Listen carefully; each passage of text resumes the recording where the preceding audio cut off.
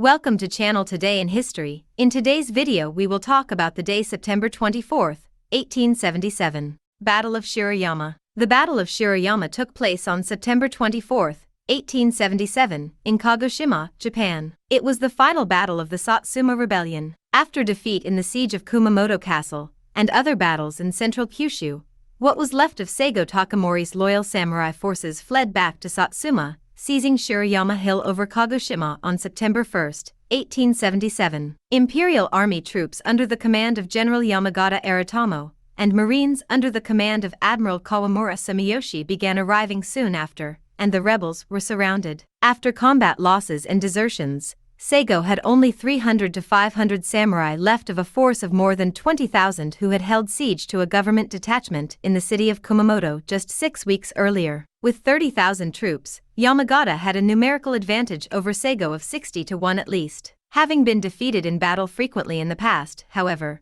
Yamagata was determined to leave nothing to chance. Imperial troops spent several days building an elaborate system of ditches, walls and obstacles to prevent another escape. The 5 government warships in the port of Kagoshima added to the firepower of Yamagata's artillery, and began to systematically reduce the rebel positions, firing more than 7,000 salvos. Seigo defended his position with limited musket support and no cannon. Seigo's forces were reduced to melting Buddhist statues stolen from temples and melting the metal into bullets. Yamagata sent a letter to Seigo in which he commanded him to surrender, but the honor of Bushido would not allow him to do so. Fortification of the Japanese Imperial Army around Shiroyama. Photograph from 1877. Yamagata's battle plan was to attack Seigo from all sides at once. Units were prohibited from assisting each other without express permission. If a unit were to retreat with enemy troops behind, neighboring units would fire into the area indiscriminately, killing their own men if necessary to prevent Seigo from escaping.